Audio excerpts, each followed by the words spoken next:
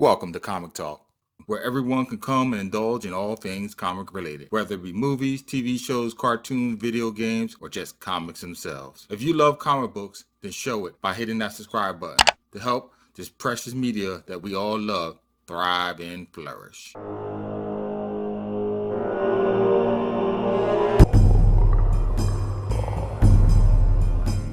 Captain Marlowe's Log, Day 31 of Plato's Journey to Atlantis. It's been 26 days since the crew has seen the sun. Most civilians take it for granted, that ball amber light in the sky. The way it casts its light upon the ocean's rigid, ever-undulating surface, making it see shimmer and beauty and picturesque. But beneath this body of water, it's cold and dark and unforgiving. A dangerous world. Once submerged this deep and for this long, the mind starts abandoning all hope of sanity and begins playing tricks on itself.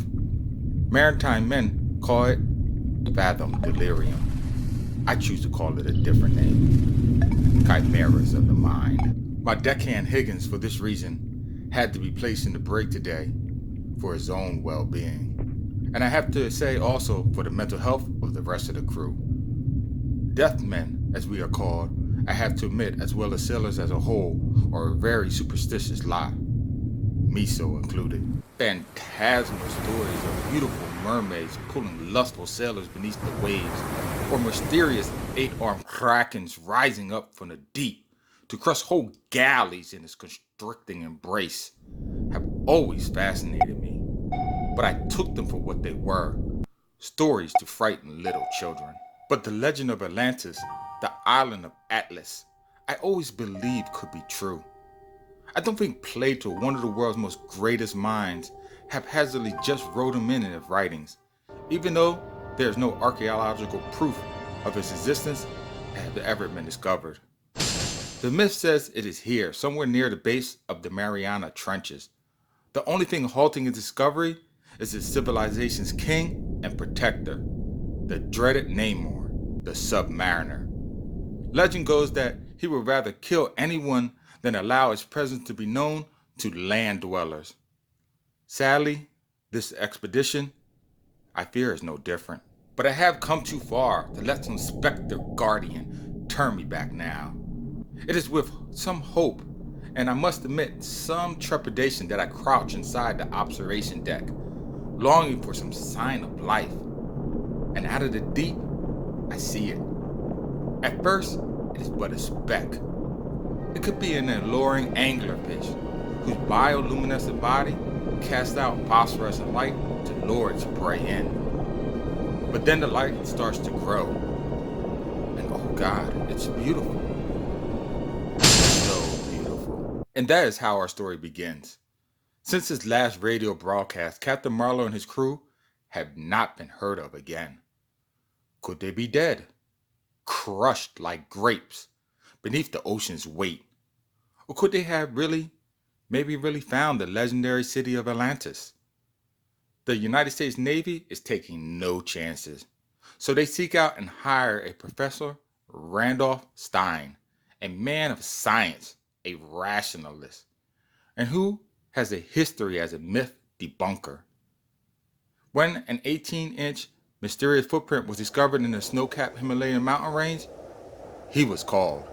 Through research and scientific deduction, the prints were discovered not to belong to the mythological abominable snowman, the Yeti of the Tibetan people, but to a common Himalayan red bear. Stein is a man of science. He declares it the triumph of reason over fantasy. So what do you get when you put a man of deductive reasoning and place him in a vessel to fathom beneath the sea's surface, with a crew who take superstitious myths as reality? Well, it is a classic argument of science versus faith.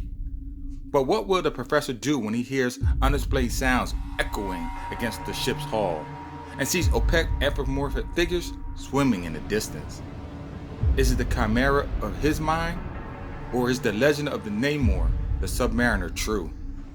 The only problem is, of all those that have seen him, none have lived to tell the tale. I must say that I love this 5-issue story arc.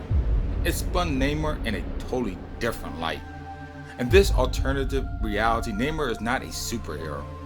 He is a legend that sailors tell other sailors of why ships mysteriously disappear in and around the waters of the Mariana Trenches.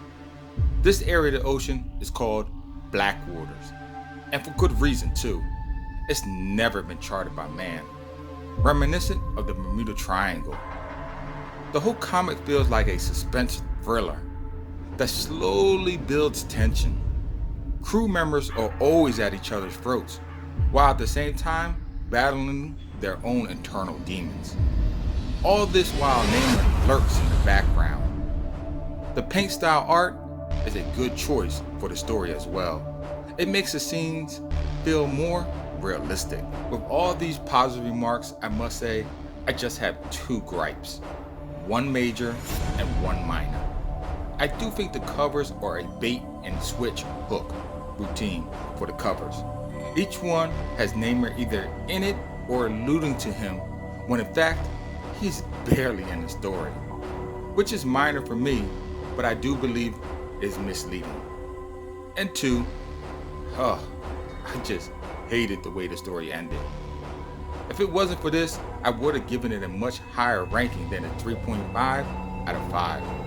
A very good read. But don't let my opinion stop you from reading the story, as I do believe it was a great endeavor. Well, that's it for now. Please visit my comic book YouTube channel, Comic Talk, for other videos like this one. Write in the comments below story arcs you feel deserve the limelight. Tap that bell icon before you go. And oh yes, as always, until next time, keep reading, my friends.